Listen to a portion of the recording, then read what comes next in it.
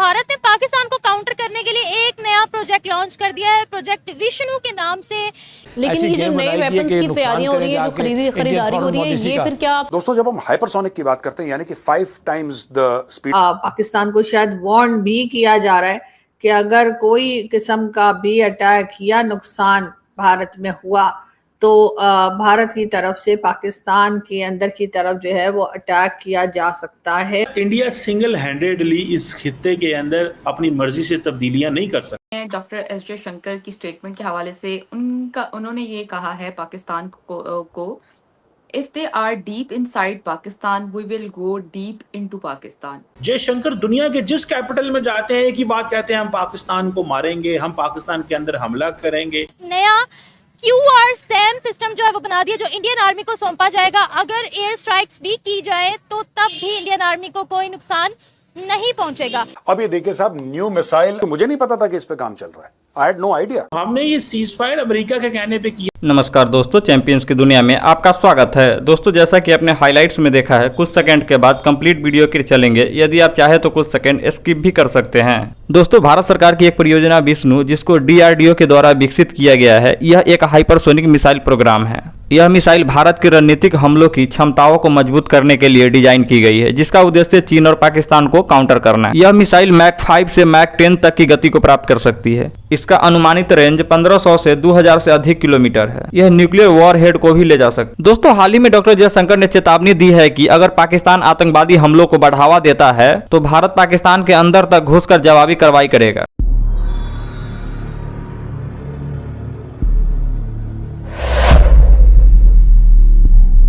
भारत ने पाकिस्तान को काउंटर करने के लिए एक नया प्रोजेक्ट लॉन्च कर दिया है, प्रोजेक्ट विष्णु के नाम से, जिसके बारे में वो कह रहे हैं कि एक long range hypersonic cruise missile को टेस्ट किया जाएगा, जिसको वो ब्रह्मोस का भी बाप कह रहे हैं।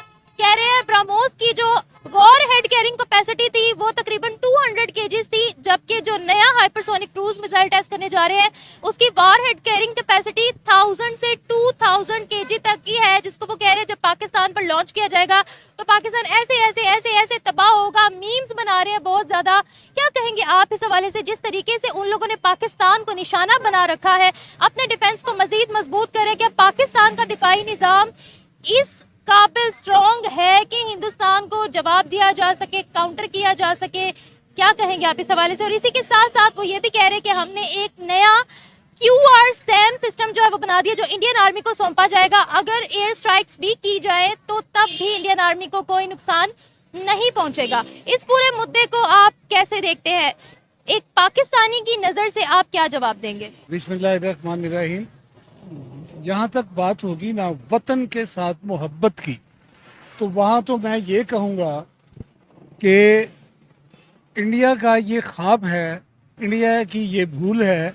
इंडिया ख्वाबों की दुनिया में बसता है। पाकिस्तान ला इलाहा इल्लल्लाह के नाम पर बना है और ये हमेशा कायम रहेगा। इसकी तरफ मैली आंख से देखने वाले का ये स्टेटमेंट इंडिया के फॉरेन मिनिस्टर की जानिब से आई है। इस पर बात करेंगे। डॉक्टर आगाज जो है हम डॉक्टर अभिषेक से करते हैं। डॉक्टर साहब, क्या कहना चाहेंगे इस स्टेटमेंट को देखते हुए? देखिए, ये स्टेटमेंट तो समझना पड़ेगा ना कि स्टेटमेंट की कंडीशनैलिटी ये है कि अगर आप वैसा कुछ करेंगे कि आप डायरेक्ट लड़ना नहीं चाहते, और ये जो आपने इस तरीके के नॉन स्टेट एक्टर्स को पाल रखे हैं, ये खतरनाक है। तो क्या ऑप्शन बचता है भारत के पास? भारत के पास क्या आपके जब भी कहेंगे वो हम नहीं है, वो तो नॉन स्टेट एक्टर्स है, इसका देखिए स्टेट से कोई लेना देना नहीं है। तो ये जो शराड आपने क्रिएट किया था, इस शराड को आप तोड़ने का हमने यही तरीका निकाला है कि यदि आपने कोई अटैक करवाया तो वो फिर आदमी जिसने अटैक किया है वो कहीं पर हो, उसको हम घुसकर मारेंगे। और दूसरा, अब तो प्रधानमंत्री मोदी जी ने ये कह दिया, ऑपरेशन सिंदूर 1.0 और ऑपरेशन सिंदूर 2.0 के बीच का डिस्टिंक्शन समझ लीजिए। ऑपरेशन सिंदूर 1.0 ने पहला ये मिथ क्रिएट किया, पहला ये मिथ तोड़ दिया कि आपका कोई भी जगह हमारे रीच के बाहर है, या कोई टेररिस्ट ये सोचता है कि वो पाकिस्तान के पंजाब या पख्तूनख्वा या किसी भी इलाके में रह करके वो भारत के ऊपर अटैक करेगा और वो इम्यूनाइज्ड है, उसके पास इम्प्यूनिटी है कि उसका कोई कुछ नहीं बिगाड़ सकता। तो ये मिथ ऑपरेशन 1.0 ने तोड़ दिया। ऑपरेशन 2.0 ऑपरेशन 1.0 से अलग होगा, क्योंकि प्रधानमंत्री जी ने डॉक्ट्रिनल शिफ्ट लिया है।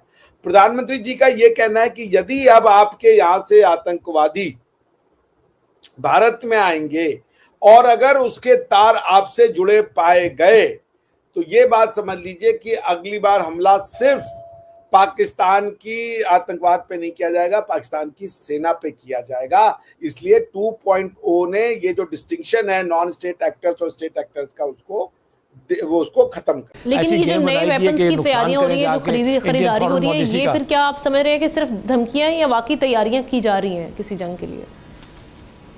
देखिए, हम ना इस बात का ख़तरा है, मैं आपको बताऊं, इस बात का ख़तरा है, हमारे यहाँ भी इस बात को महसूस किया जा रहा है। अच्छी बात है, अब जिस तरह हमारे हाई लेवल डेलीगेशन जा रहे हैं अमेरिका में, उनको बताया जा रहा है कि हिंदुस्तान की नीयत क्या है, तो मेरा ख्याल है वहाँ से भी उनको यही बताया जा रहा है कि जी अगर हिंदुस्तान ये करेगा तो हम आपके साथ खड़े हैं। और दूसरा ये कि हिंदुस्तान के लोग खुद कह रहे हैं कि पाकिस्तान से आप जंग कभी भी नहीं जीत सकते, इसलिए कि चाइना उसके साथ खड़ा है। फिर ये कि जी रशिया ने भी आपको सपोर्ट नहीं किया।